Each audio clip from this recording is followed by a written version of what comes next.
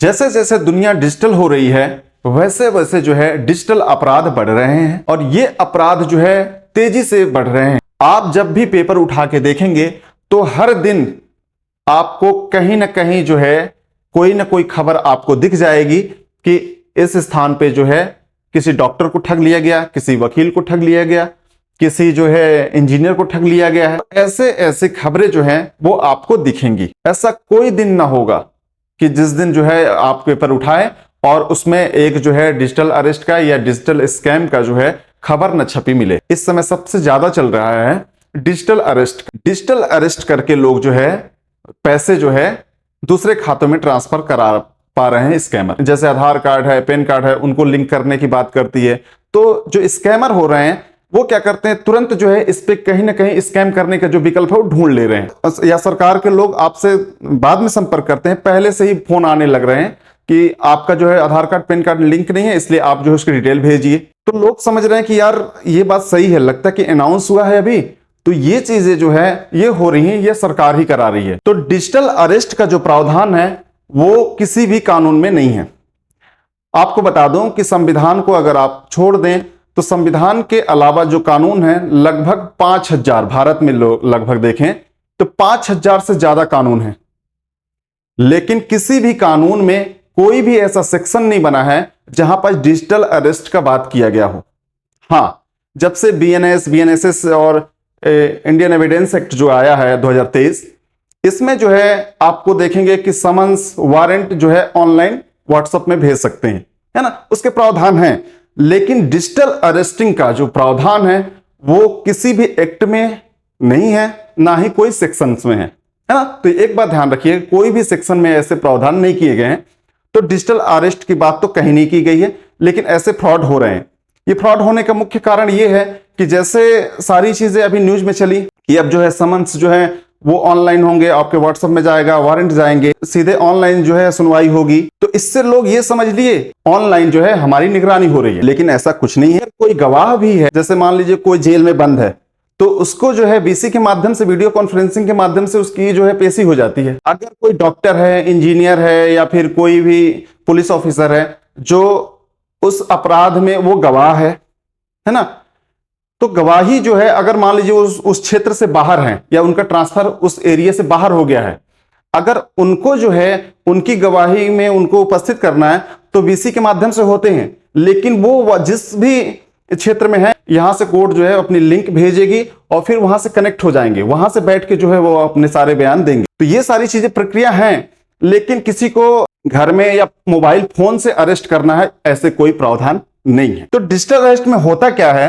कि एक जो स्कैमर जो है वो जो है अपने को आपको सीबीआई, सीआईडी या फिर पुलिस ऑफिसर या फिर कहें कि ट्राई का अधिकारी या फिर ईडी का अधिकारी बता के जो है सामने वाले को दहशत में ला देता है। क्योंकि सामने वाला दहशत में आने का मुख्य कारण ये है कि ये जो साइबर स्कैमर है वो अपने आप को अधिकारी बताता है और पुलिस की वर्दी में रहता है और जो है वो नाम, पता, सारी चीजें जो है उस व्यक्ति का वो जानते रहता है।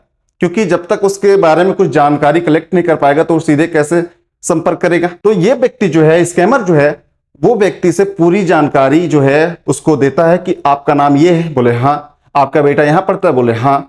तो आपके बेटे ने जो है ऐसा काम कर दिया है और आप जो है कहीं हिलेंगे नहीं, ये जांच हो रही है। उसने ये बताया कि आपका भी इन्वॉल्वमेंट है उसमें। जो आपका बेटा काम कर रहा है, जो ड्रग्स बेच रहा है या फिर जिस भी काम में वो पकड़ा गया है, जो भी कुछ भी ये बहाना कर सकते हैं, अब बोलें कि उसमें आपका भी नाम आ रहा है, क्लियर करना चाह रहे हैं या फिर ऐसे अपराध से बचना चाह रहे हैं, तो आप जो है इतने पैसे आप भेज दीजिए और जो है पैसे भेजिए। अगर नहीं भेजते हैं तो हम जो है आपके ऊपर जो है एफआईआर दर्ज कर लेंगे और मीडिया जो बाहर खड़ी है हम सारी चीजें नाम को जो है उजागर कर देंगे। तो फिर आपकी जो है समाज में बेइज्जती होगी। ये सारी बातें जो है वो करता है और सामने वाला व्यक्ति जो है वो डर के मारे जो है पैन कार्ड, खाता, ये सारे डिटेल जो है भेजता जाता है। क्योंकि वो बोलते हैं कि हम जांच कर रहे हैं कि आप दोषी हो कि नहीं हो, इसलिए अगर आपको बचना है तो आप जो है जो मैं कह रहा हूं वो करिए। तो ये सारी चीजें इनसे डिटेल मांगते रहता है कि आप आधार कार्ड दिखाओ, हाँ दिखा दिए, पैन कार्ड दिखाओ, अच्छा ठीक है, ये सारी चीजें डिटेल मांगते रहता है। आप सोचते हो कि अधिकारी है, वो जांच कर रहा है, सारी चीजें जो है डिटेल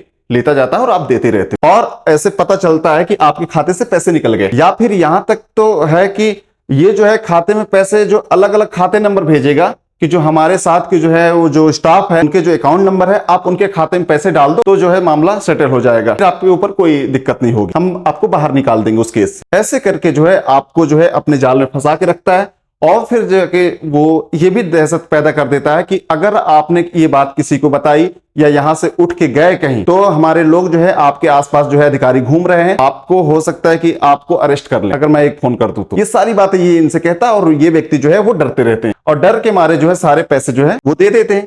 उनको लगता है कि ये सारी चीजें जो है वो सही हो रही हैं।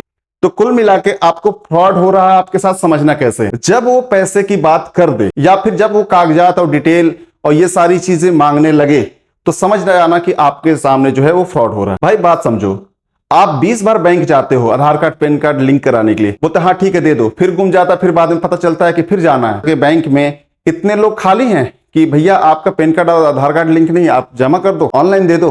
भाई आपसे क्या, उनसे क्या मतलब, इनसे बचना है तो मतलब सीधी बात यह है कि आपसे डॉक्यूमेंट्स अगर मांग रहा है और आपसे अगर वो जो पैसे मांग रहा है तो ये समझ लेना कि आपके सामने जो है, आपके सामने वाला जो है वो आपके साथ जो है स्कैम कर रहा है। अगर आपको कॉल आए कि ट्राई आपको फोन बंद करने वाला है, जो जवाब ना दे, यह एक साइबर फ्रॉड, ठीक है।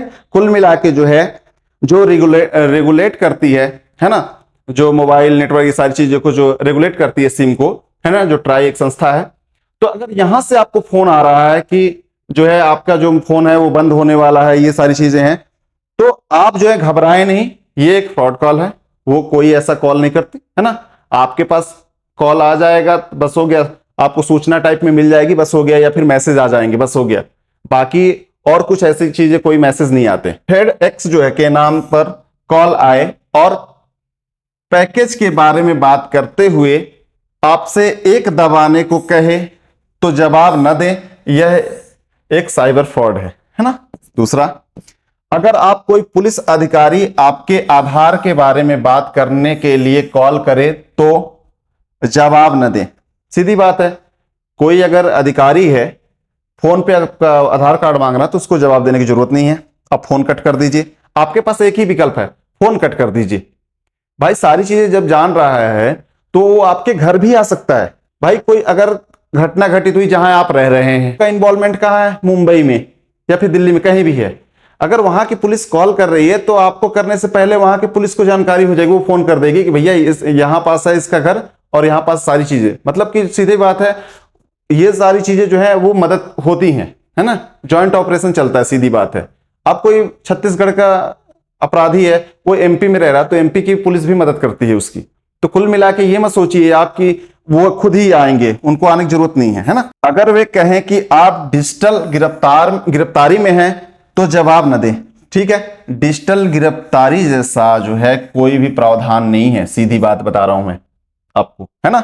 लगभग भारत में जो है 5000 से ज्यादा एक्ट हैं, है ना। भाई सीधी बात है कि जैसे वन को संरक्षण करने के लिए वन संरक्षण अधिनियम 1980, अब पर्यावरण को संरक्षण करने के लिए पर्यावरण संरक्षण अधिनियम 1986, वन्य जीव संरक्षण अधिनियम 1972, अनुसूचित जाति अनुसूचित जनजाति अत्याचार निवारण अधिनियम 1989, है ना।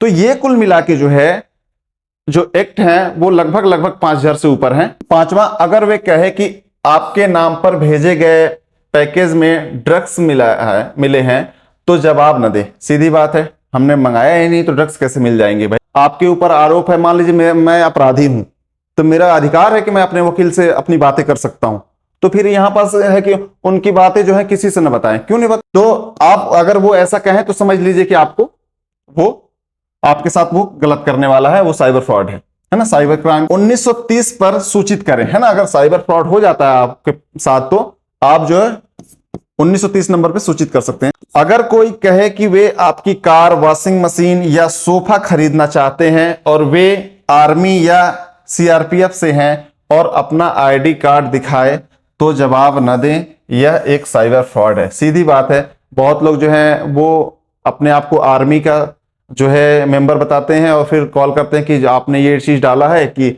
सोफा मशीन बेच रहे हैं, हम जो है लेना चाहते हैं उसको, है ना। तो आप अपना, मैं भेज रहा हूं 1 रुपए, फिर देखिए, फिर सारी चीजें वो स्कैम कर लेता है आपको कि आपके बेटा बेटी यहाँ पकड़े गए हैं, यहाँ एक्सीडेंट हो गया है। तो आप जो है क्या करें, पहले फोन लगा लें, भाई आपके किसी के घर में तो फोन तो होगा, उनसे फोन लगा लें, ऐसी बात है तो तुरंत कट करके तुरंत फोन लगाएं उनको, तो इससे कंफर्म हो जाएगा। तो कुल मिला के आपको जो है अगर साइबर फ्रॉड से बचने हैं तो लालच नहीं करना। इस वीडियो में सिर्फ इतना ही, धन्यवाद।